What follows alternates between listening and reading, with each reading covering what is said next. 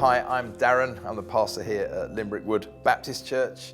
This is a small community church that's actually on a quite poor estate here in Coventry. When I first arrived at the church, it was a small church of about 12 people. Very quickly, God was in the process of growing that. We've got a number of things that we say we do at Limbrick Wood. We want to do everything well, and well appears on a lot of our stuff, and well as an acronym is worship, evangelism, learning and life. We start with God, it naturally pours out of us. We want to learn a little bit more and we live the life that God has called us to. As part of living that life, then you start worshiping, you talk more about God, you learn more, and so that keeps going round. So everything we want to do at Limbrick Wood, we want to do well, and I think the church has got that as a mindset. So for me, home mission is something that completely and utterly enables church to focus and do the things that it wouldn't normally be able to do. We realised all the things that the church wanted to do, but actually the church wasn't doing those things. So it was a really nice place to be, to see we want to do this, but we're not. And actually we had about 2-3 years later a similar sort of exercise that we went through.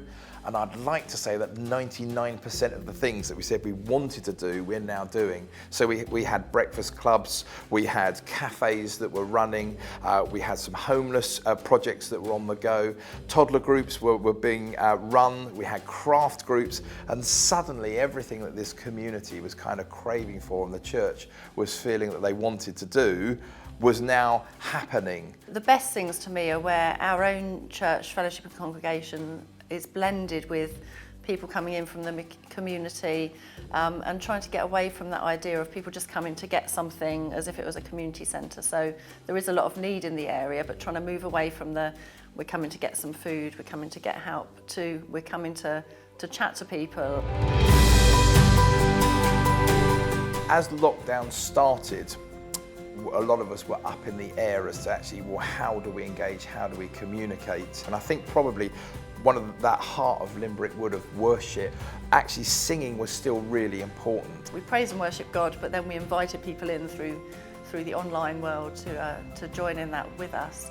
And I think that was a great opportunity. Obviously it was initially for church, it was the only way we could gather together. We had 30,000 people that engaged with our things that we were doing throughout the week. And now that utterly blew my mind. So what I found off that, with the NHS clapping and stuff, me and my family stood out the front of our house, we played some songs, 4,500 people in the community engaged with that.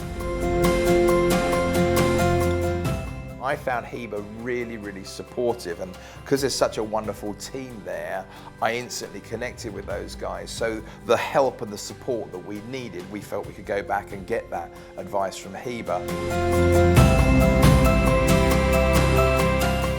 Sometimes we've got to take our eyes off the can'ts and we focus on what we can do.